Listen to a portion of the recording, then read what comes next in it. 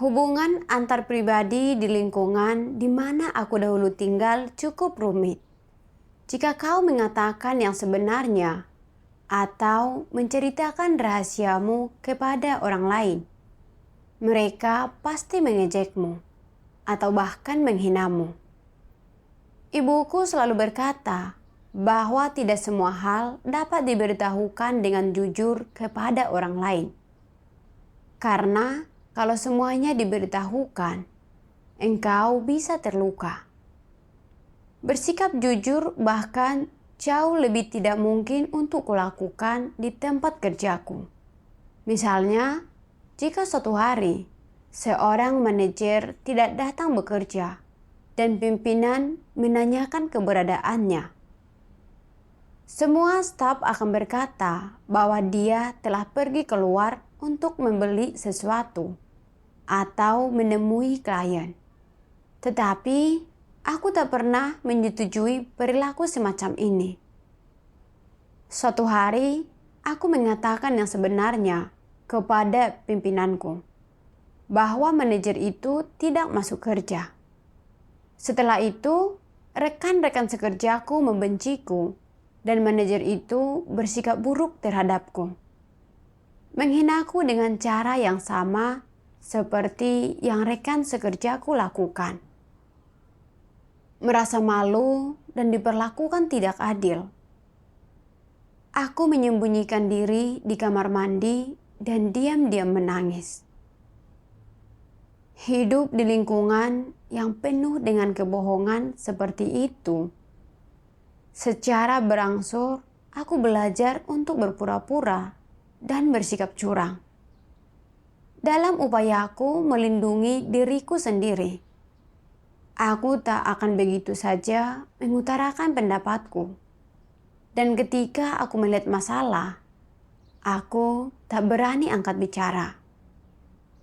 Kupikirkan setiap kata dengan hati-hati sebelum mengatakannya. Takut akan menyinggung seseorang atau orang lain akan memandang rendah diriku jika aku mengatakan hal yang salah. Aku juga belajar banyak cara-cara dunia untuk membantuku beradaptasi.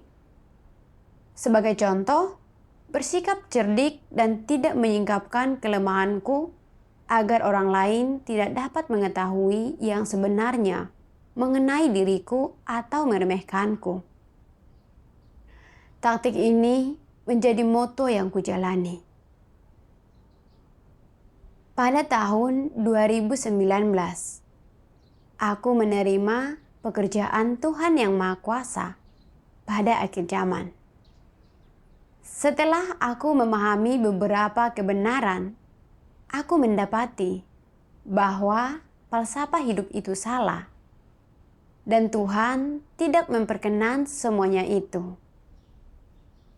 Aku melihat banyak saudara-saudari yang berlatih menjadi orang yang jujur, sebagaimana yang Tuhan tuntut, dan hidup mereka santai dan bebas.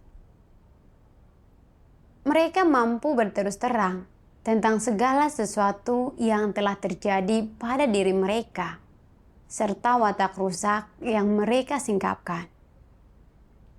Aku merasa menerapkan kebenaran seperti itu sangat bagus, dan aku ingin membuka diri dengan mudah kepada orang-orang seperti yang mereka lakukan. Aku bekerja keras, berusaha mengatakan yang sebenarnya, dan menjadi orang yang jujur. Tetapi aku tak berdaya selain berbohong untuk melindungi citraku sendiri. Sebelum membuka mulutku, aku selalu mempertimbangkan dengan hati-hati apa yang akan kukatakan, dan seringkali tak berani menyampaikan pemikiranku yang sebenarnya. Takut semua orang akan melihat kelemahanku dan meremehkanku. Sebagai contoh, ketika kami berkumpul untuk mendiskusikan sesuatu, dan semua orang diminta untuk mengutarakan pendapat mereka. Aku selalu tidak mengatakan apapun pada awalnya. Menunggu sampai semua orang berbicara. Kemudian mengikuti mereka dengan berkata, "Aku setuju dengan kalian." Meskipun sebenarnya pendapatku berbeda. Terkadang pendapatku berlawanan dengan pendapat orang lain. Tetapi aku tetap tak mau menyampaikannya. Takut jika aku mengatakan hal yang salah, mereka akan mengatakan bahwa pemikiranku tak masuk akal. Itu akan sangat memalukan. Ketika pertemuan itu berakhir dan pemimpin bertanya kepada semua orang, apakah mereka memahami diskusi persekutuan hari itu? Meskipun terkadang aku tidak sepenuhnya jelas, aku tetap selalu berkata, "Amin, aku mengerti." Agar orang lain tidak memandang rendah diriku, aku selalu saja mengikuti orang banyak. Suatu kali selama pertemuan, seorang pemimpin berkata bahwa hasil pelaksanaan tugas saudara-saudari kami tidak bagus dan meminta semua orang untuk mendiskusikan bagaimana menyelesaikan masalah tersebut. Semua orang menyampaikan pendapat mereka. Dan pada awalnya, aku juga ingin menyampaikan pendapatku. Tetapi, melihat ada banyak pemimpin dan rekan sekerja di sana, aku ragu-ragu. Kupikir, aku harus berhati-hati dan tidak angkat bicara. Karena aku pasti dipandang rendah jika pendapatku salah. Jadi, aku tetap diam. Aku merasa tidak enak setelah pertemuan itu, karena aku jelas memiliki sudut pandangku sendiri, tetapi telah menguburnya di dalam hatiku. Takut orang lain akan melihat kekuranganku jika aku mengatakan hal yang salah, atau mereka akan menganggap pendapatku itu bodoh. Hal ini sangat membebaniku. Dan aku merasa terkekang. Aku tak hanya menyembunyikan diriku dan berpura-pura selama persekutuan. Aku juga bersikap seperti itu dalam kehidupan sehari-hari. Suatu pagi, aku ketiduran dan terlambat untuk berkomunikasi dengan saudara-saudariku secara online. Pemimpin berkata, "Kau adalah pemimpin kelompok ini, jadi kau harus online lebih awal. Kalau ada sesuatu yang ingin saudara-saudarimu diskusikan denganmu." Aku tahu pemimpin mengatakan hal ini karena memikirkan pekerjaan kami. Jika aku tidak online lebih awal, ketika ada pekerjaan yang harus orang lain diskusikan denganku, itu akan menyebabkan penundaan.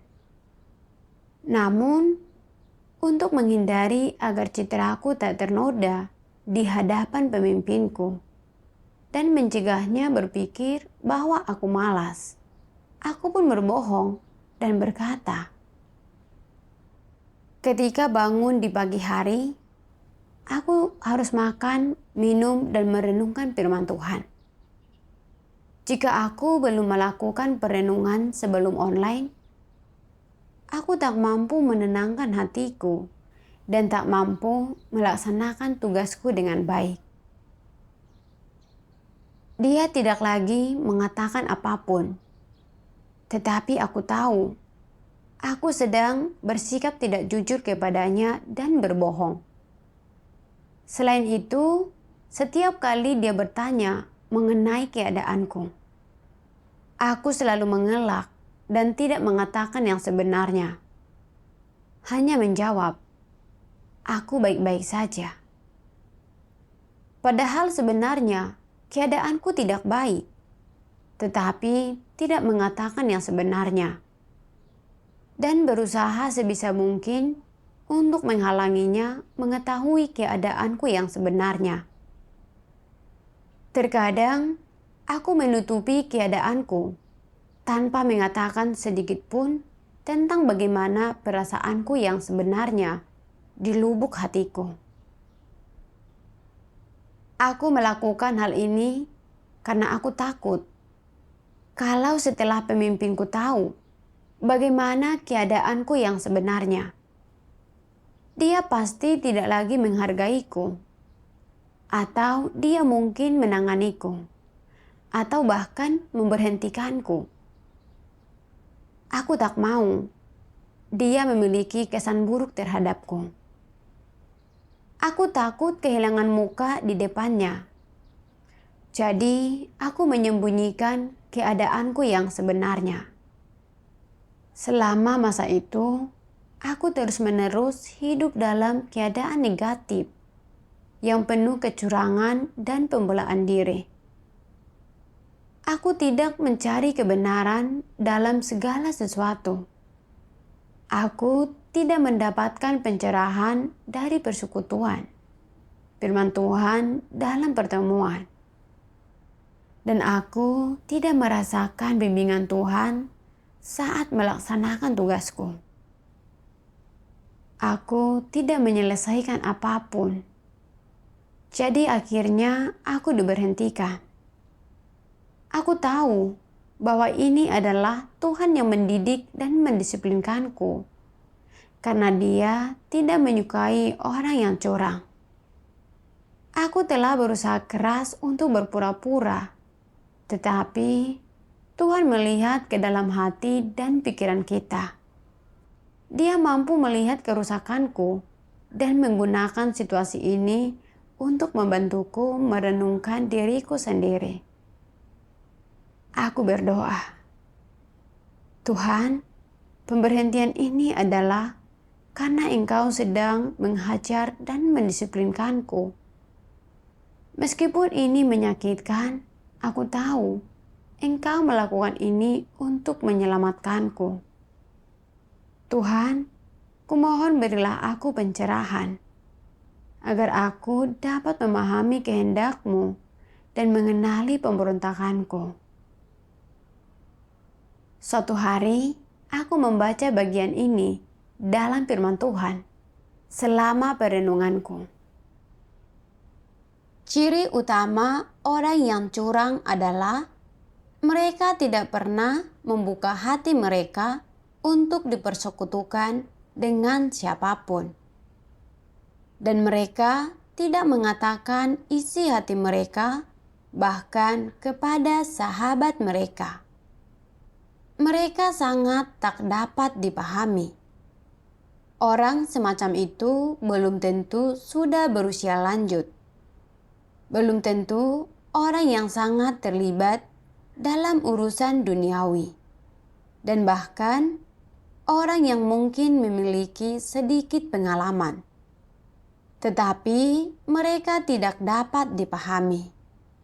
Mereka lebih mirip setan daripada manusia. Bukankah ini adalah orang yang pada dasarnya curang? Mereka menyembunyikan diri sedemikian dalamnya, sehingga tak seorang pun mengetahui diri mereka yang sebenarnya.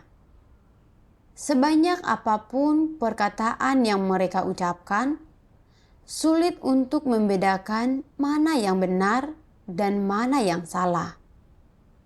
Dan tak seorang pun tahu kapan mereka sedang mengatakan yang sebenarnya atau kapan mereka sedang berbohong. Selain itu, mereka sangat ahli dalam penyamaran dan tipu muslihat. Mereka sering menyembunyikan yang sebenarnya dengan membuat orang memiliki kesan keliru tentang diri mereka, sehingga yang orang lihat hanyalah penampilan palsu mereka. Mereka menyamarkan diri sebagai orang yang luhur, baik, saleh, dan jujur, sebagai orang yang disukai dan diakui. Dan pada akhirnya, semua orang mengagumi dan menghormati mereka. Berapa lama pun engkau menghabiskan waktu dengan orang semacam itu, engkau tidak pernah tahu apa yang sedang mereka pikirkan. Pandangan dan sikap mereka terhadap berbagai jenis orang, perkara-perkara, dan berbagai hal, semua itu tersembunyi dalam hati mereka. Mereka tidak pernah menceritakan hal-hal ini kepada siapapun. Mereka tidak pernah mempersekutukan hal-hal ini, bahkan dengan orang kepercayaan terdekat mereka. Ketika mereka berdoa kepada Tuhan, mereka bahkan mungkin tidak mengungkapkan apa yang ada dalam hati mereka, atau apa yang sebenarnya mereka pikirkan. Tak hanya itu, mereka berusaha menyamarkan diri mereka sebagai orang yang memiliki kemanusiaan, yang sangat rohani dan berdedikasi untuk mengejar kebenaran. Tak seorang pun bisa melihat watak seperti apa yang mereka miliki dan orang seperti apa mereka. Aku merasa firman Tuhan sedang menyingkapkanku. Aku merasa malu dengan tipu muslihatku. Tuhan berkata, orang yang licik tidak pernah membuka diri atau mengatakan yang sebenarnya kepada orang lain, tetapi selalu menyembunyikan diri mereka sendiri. Demi mempertahankan citra mereka di hati orang, mereka tidak membiarkan orang lain mengetahui diri mereka yang sebenarnya. Membandingkan diriku dengan firman Tuhan, aku sadar betapa curang dan liciknya diriku. Aku tidak pernah mengutarakan pemikiran terdalamku. Aku selalu saja mengatakan beberapa hal yang tidak jujur, sehingga orang lain akan berpikir aku baik-baik saja. Aku selalu mengikuti pendapat orang lain dalam pertemuan, tidak berani angkat bicara ketika memiliki pendapat yang berbeda, atau ketika tidak memahami sesuatu. Takut orang akan meremehkanku. Ketika aku malas dan hanya bersikap asal-asalan dalam tugasku, aku berbohong kepada pemimpin agar aku tidak terlihat buruk di depannya.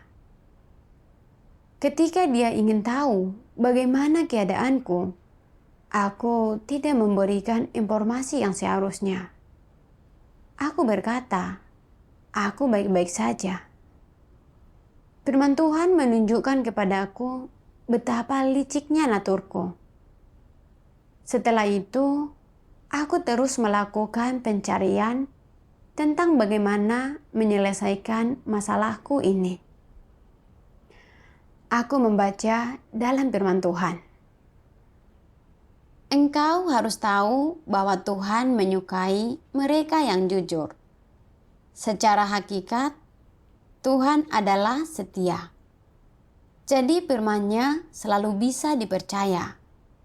Tindakan-tindakannya, terlebih lagi, tidak mengandung kesalahan dan tidak dapat disangkal. Inilah sebabnya Tuhan menyukai mereka yang sepenuhnya jujur kepadanya. Kejujuran berarti memberikan hatimu kepada Tuhan, bersungguh-sungguh kepada Tuhan dalam segala sesuatu, terbuka kepadanya dalam segala sesuatu, tidak pernah menyembunyikan yang sebenarnya, tidak berusaha menipu mereka yang di atas dan di bawahmu, dan tidak melakukan sesuatu semata-mata demi mengambil hati Tuhan. Singkatnya, jujur berarti kudus dalam tindakan dan perkataanmu, dan tidak menipu baik Tuhan maupun manusia. Apa yang kukatakan ini sangat sederhana, tetapi bagimu sangat berat. Banyak orang lebih suka dihukum di neraka daripada berkata dan bertindak jujur. Tidak mengherankan bahwa aku punya perlakuan lain yang menantikan mereka yang tidak jujur. Jika orang ingin diselamatkan, mereka harus memulainya dengan bersikap jujur. Ada sebuah ciri yang menunjukkan orang-orang yang pada akhirnya akan didapatkan oleh Tuhan. Tahukah engkau apa ciri tersebut? Ada tertulis dalam kitab Wahyu, di Alkitab, dan di dalam mulut mereka tidak ditemukan dusta. Mereka tidak bercacat. Siapakah mereka? Mereka adalah orang-orang yang diselamatkan, disempurnakan, dan didapatkan oleh Tuhan. Bagaimana Tuhan menggambarkan orang-orang ini? Apa karakteristik dan pengungkapan dari tindakan-tindakan mereka? Mereka tidak bercacat. Mereka tidak berkata dusta. Engkau semua mungkin dapat mengerti dan memahami apa artinya tidak berkata dusta. Itu artinya bersikap jujur. Tidak bercacat, apa artinya tidak bercacat? Itu berarti tidak melakukan kejahatan. Dan di atas dasar apa tidak melakukan kejahatan dibangun? Tanpa ragu, itu dibangun di atas dasar takut akan Tuhan. Karena itu, tidak bercacat berarti takut akan Tuhan dan menjauhi kejahatan. Bagaimana Tuhan mendefinisikan orang yang tidak bercacat? Di mata Tuhan, hanya orang yang takut akan Tuhan dan menjauhi kejahatan yang sempurna. Jadi, orang yang tidak bercacat adalah orang yang takut akan Tuhan dan menjauhi kejahatan. Dan hanya orang sempurna yang tidak bercacat. Ini sepenuhnya benar. Aku merenungkan firman Tuhan dan mengerti bahwa Dia menyukai orang yang jujur dan membenci orang yang licik. Orang yang jujur tidak menipu Tuhan atau orang lain, tetapi mereka mengatakan yang sebenarnya. Mereka hanya mengatakan apa adanya tanpa menyembunyikan fakta, dan tidak ada kepura-puraan atau penipuan. Hanya orang yang jujur yang bisa diselamatkan. Orang yang tidak jujur akan ditolak dan disingkirkan oleh Tuhan. Dari firman Tuhan, aku sadar aku tidak jujur, melainkan selalu menutupi kerusakan dan kekuranganku, berbohong dan menipu.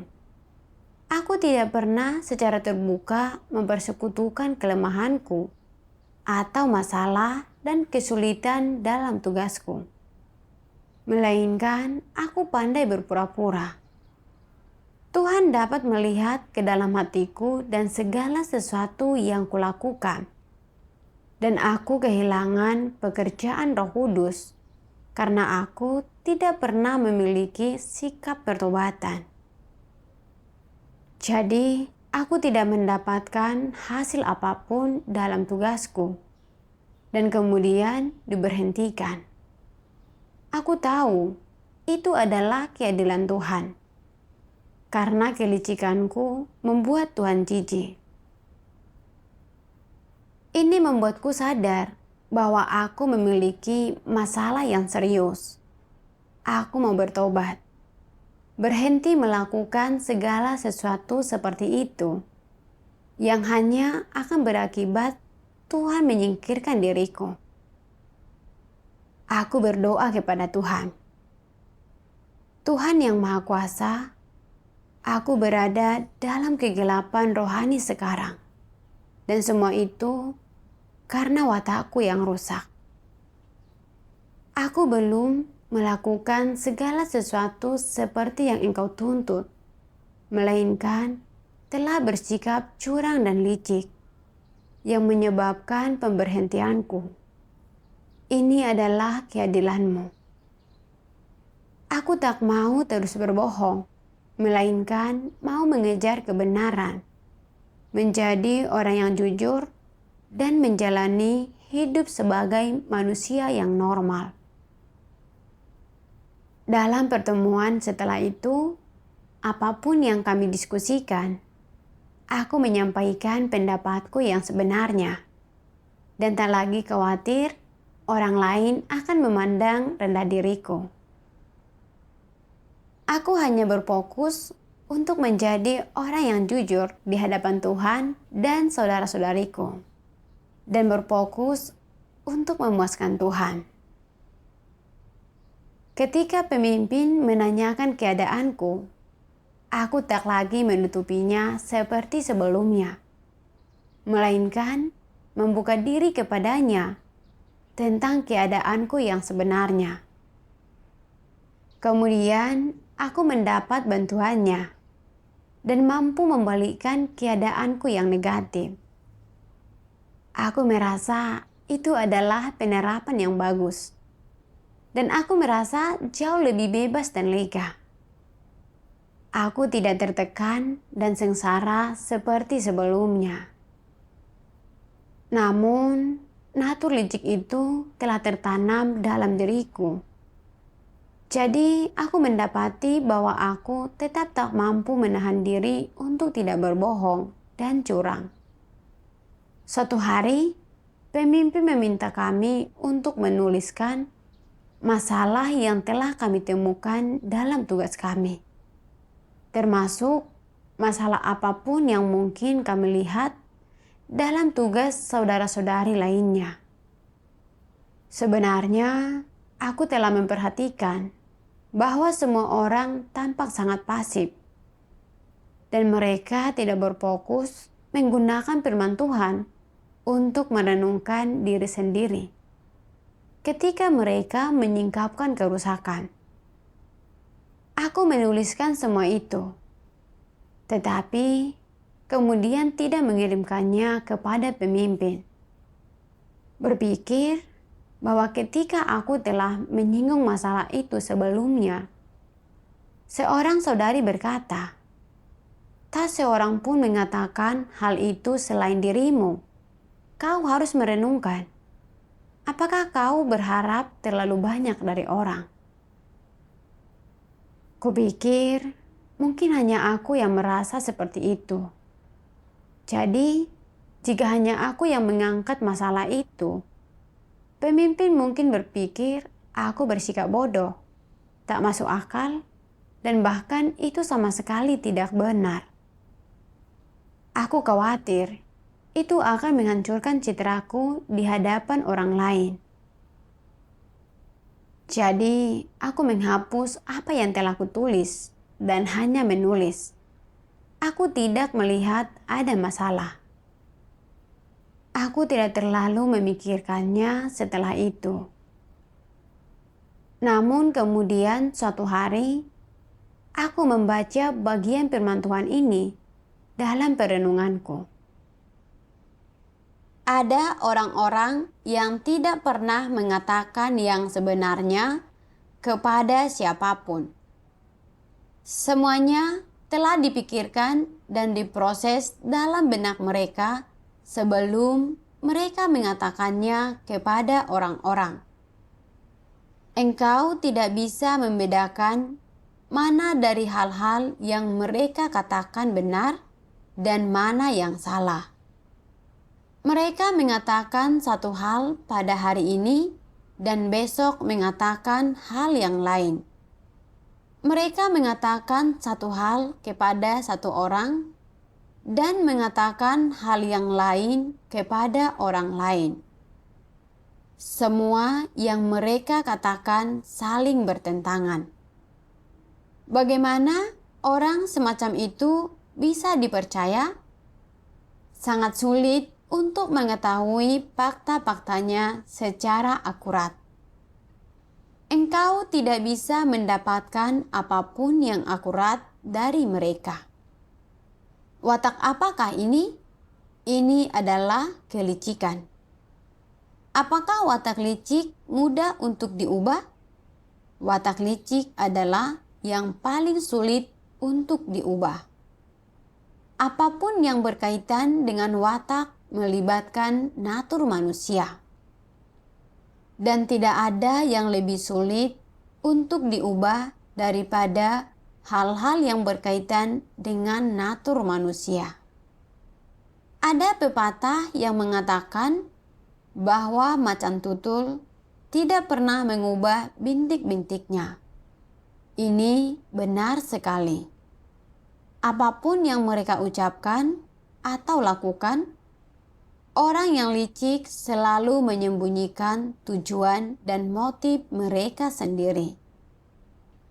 Jika mereka tidak memiliki tujuan atau motif, mereka tidak mengatakan apapun. Jika engkau berusaha untuk memahami tujuan dan motif mereka, mereka tutup mulut.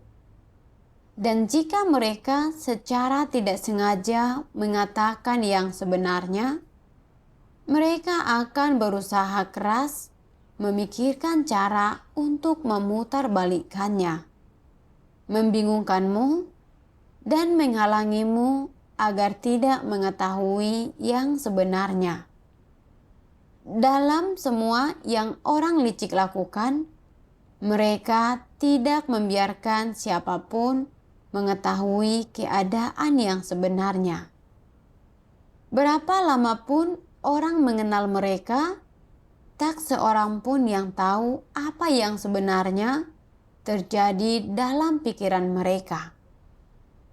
Seperti itulah natur orang yang licik.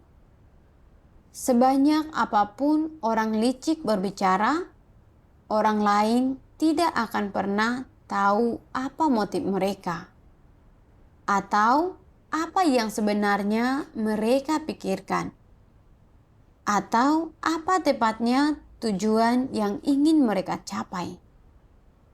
Bahkan orang tua mereka pun mengalami kesulitan untuk mengetahui hal-hal ini. Berusaha memahami orang yang licik sangatlah sulit. Seperti inilah orang yang licik.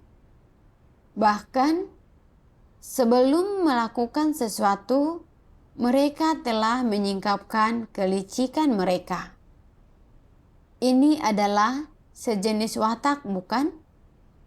Jika engkau memiliki watak yang licik, apapun yang kau katakan atau kau lakukan, watak ini ada di dalam dirimu, mengendalikanmu, membuatmu melakukan tipu muslihat dan menipu, mempermainkan orang, menyembunyikan yang sebenarnya, dan berpura-pura. Inilah kelicikan itu. Dari firman Tuhan, aku mengerti bahwa aku telah kembali menyingkapkan kelicikan dalam caraku menangani penulisan umpan balik. Aku menulis bahwa aku telah melihat sebuah masalah. Tetapi aku takut pemimpin akan memandang rendah diriku jika aku salah. Jadi aku dengan licik menghapus pendapatku yang sebenarnya dan berbohong kepada pemimpin tersebut. Dengan mengatakan bahwa aku tidak melihat adanya masalah. Aku tidak punya keberanian untuk mengatakan yang sebenarnya dalam upayaku melindungi reputasi dan statusku. Aku selalu menyembunyikan diriku sendiri, tidak membiarkan orang lain mengetahui apa yang sebenarnya kupikirkan di lubuk hatiku. Aku bahkan memutarbalikkan fakta, mengatakan sesuatu yang tidak jujur untuk menyembunyikan yang sebenarnya. Aku sadar perilakuku jahat dan licik, sama seperti iblis. Aku menonton video pembacaan kutipan firman Tuhan yang membantuku lebih memahami esensi dari berbohong. Tuhan Yang Maha Kuasa berfirman, di antara golongan orang yang merupakan para antikristus itu, tipu muslihat yang telah berurat akar adalah salah satu ciri utama mereka. Melalui bahasa mereka, melalui cara mereka mengatakannya, cara pengungkapan mereka, makna dalam perkataan mereka, serta motivasi di baliknya, orang melihat bahwa para antikristus tidak memiliki kemanusiaan yang normal, bahwa mereka tidak memiliki standar kemanusiaan dari orang yang jujur. Antikristus adalah para pendusta yang telah berurat akar. Kebohongan dan tipu daya mereka jauh lebih serius daripada kebanyakan orang. Ini bukan watak rusak yang biasa, tetapi mereka telah kehilangan hati nurani dan akal sehat dan sama sekali tidak memiliki kemanusiaan. Pada dasarnya, orang-orang ini adalah setan. Setan sering berdusta dan menipu orang dengan cara ini. Tak satu pun perkataan mereka yang benar. Ketika kebanyakan orang berbohong, mereka harus mengarang kebohongan tersebut. Mereka harus memikirkannya dengan saksama. Tetapi antikristus tidak perlu mengarang apapun atau memikirkannya. Mereka membuka mulut dan keluarlah kebohongan itu, dan sebelum engkau menyadarinya, engkau telah ditipu. Kebohongan dan tipu muslihat mereka begitu hebatnya, sehingga dibutuhkan waktu 2 atau 3 hari bagi orang yang lambat bereaksi untuk menyadarinya. Baru setelah itulah mereka menyadari apa yang dimaksud orang ini. Orang yang tidak memahami kebenaran tidak mampu membedakannya. Antikristus terbiasa berbohong. Apa karakter kemanusiaan mereka? Jelas, karakter ini bukanlah sesuatu yang menjadi bagian dari kemanusiaan yang normal. Bukankah ada sesuatu yang jahat dalam hal ini? Tepatnya, itu adalah natur setan. Tipu muslihat, kebohongan, dan tipu daya mereka yang telah berurat akar. Apakah cara-cara melakukan hal-hal ini dipelajari di sekolah? Atau hasil dari pengaruh keluarga mereka? Tidak kedua-duanya. Cara-cara ini adalah natur bawaan mereka. Mereka dilahirkan dengan hal-hal ini.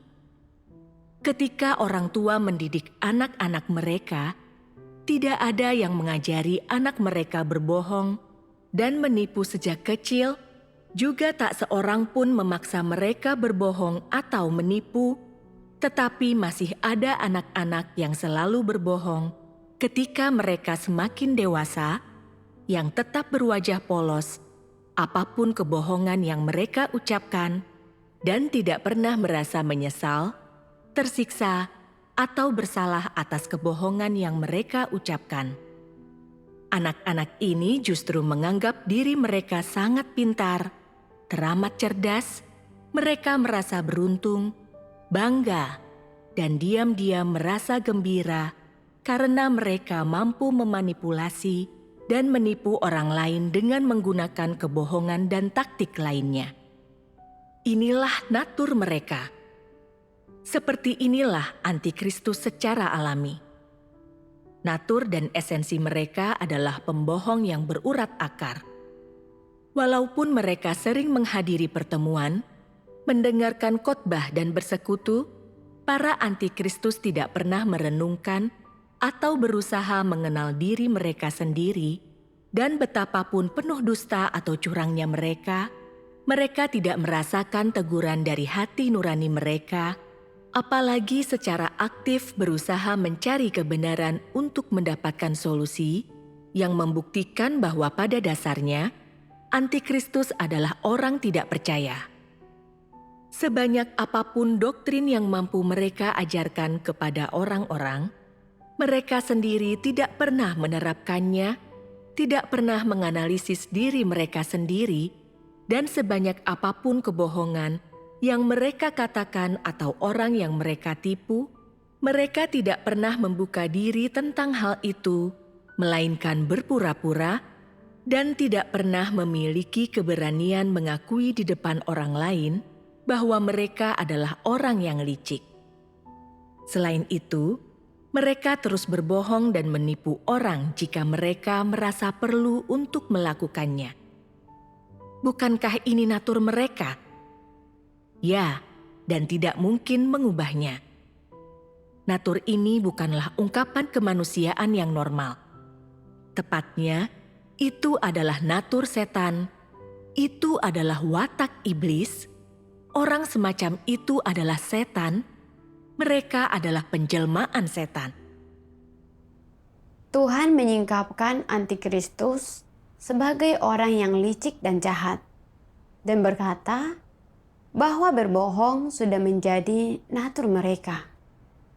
Mereka bahkan tidak sadar ketika mereka sedang berbohong, dan mereka tidak pernah memperlihatkan diri mereka yang sebenarnya, ataupun menganalisis diri mereka sendiri.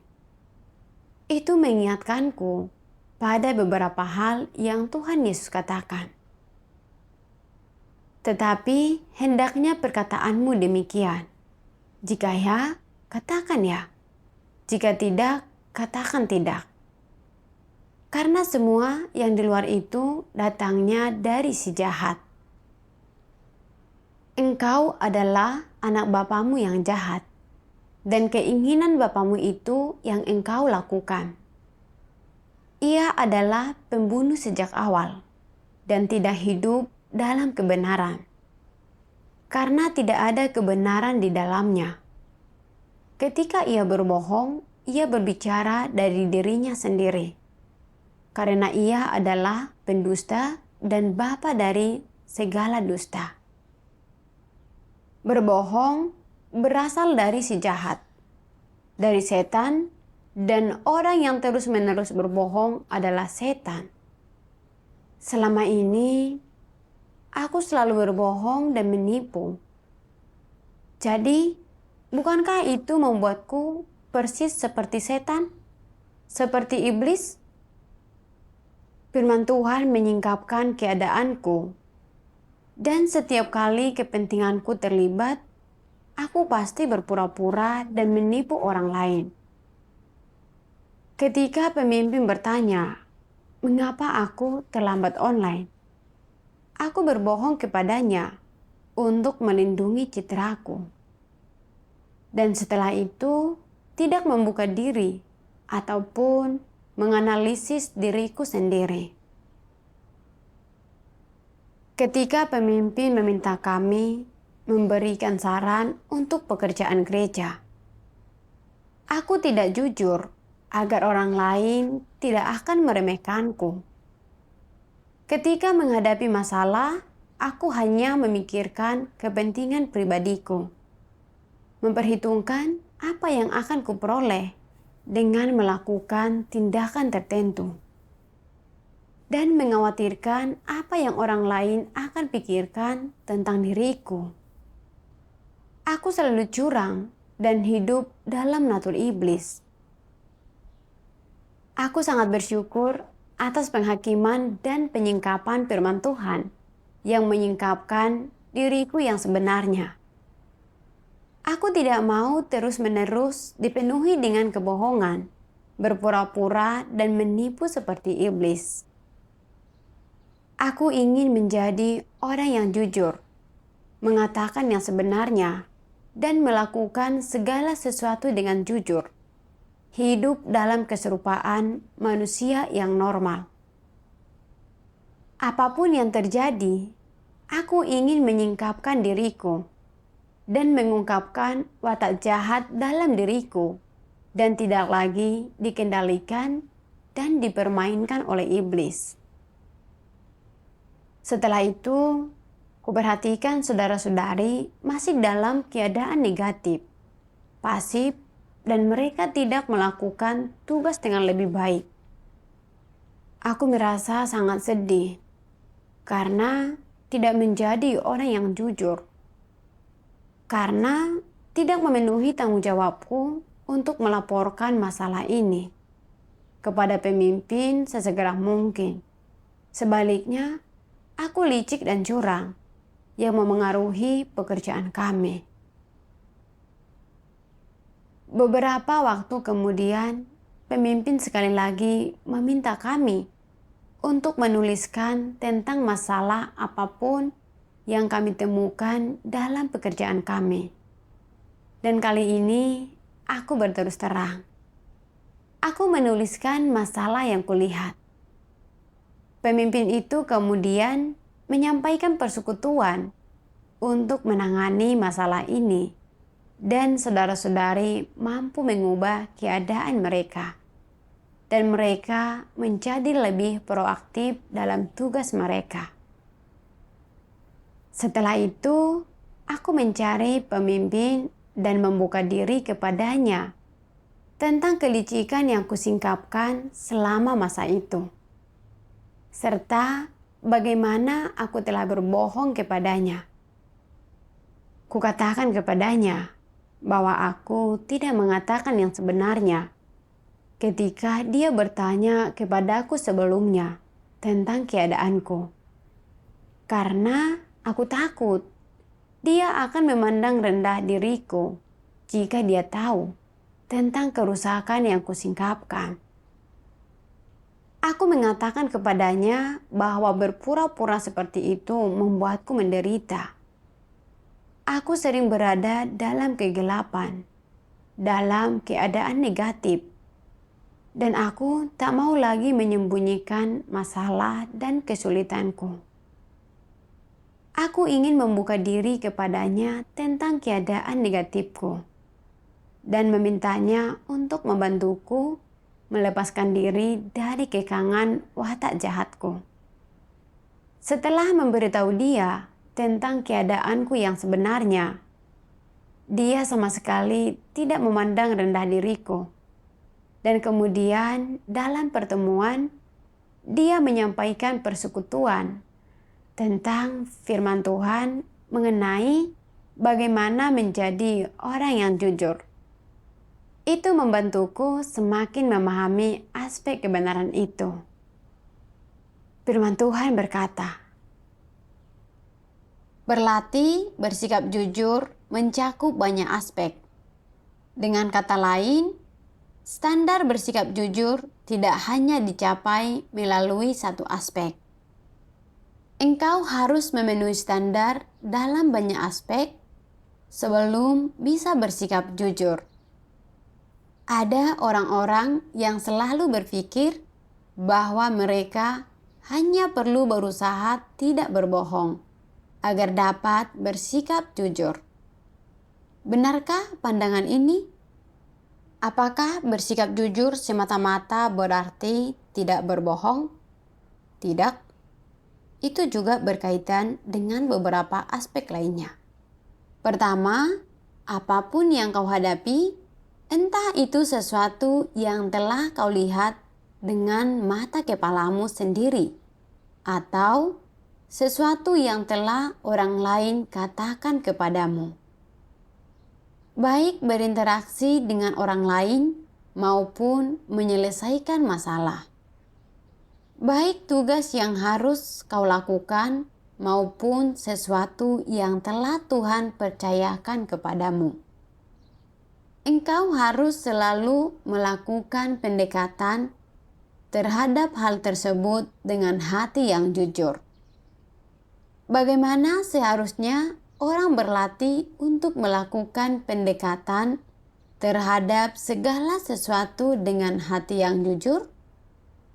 Katakanlah apa yang kau pikirkan dan bicaralah dengan jujur.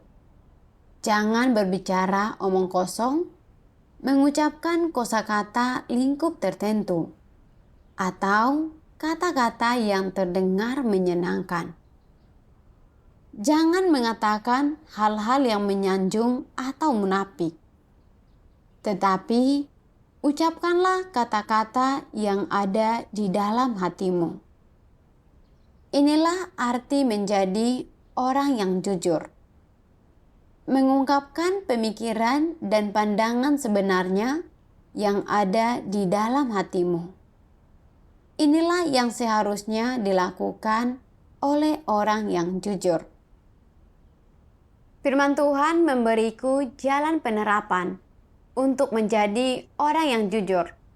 Mulai sekarang, situasi seperti apapun yang kuhadapi, apakah itu dalam tugasku atau dalam kehidupanku sehari-hari, aku tak boleh bersikap curang atau mengatakan hal-hal yang kedengarannya baik untuk berpura-pura. Melainkan, harus memperlakukan semua orang dan segala sesuatu dengan hati yang lurus dan jujur. Entah seseorang bertanya kepadaku tentang pendapatku atau keadaanku, aku harus mengatakan yang sebenarnya dan membiarkan mereka mengetahui apa yang ada di dalam hatiku. Itulah satu-satunya cara untuk mempermalukan iblis. Aku bertekad bahwa berapapun harganya, aku harus menyelesaikan watak licikku dan menjadi orang yang jujur untuk memuaskan Tuhan. Syukur kepada Tuhan.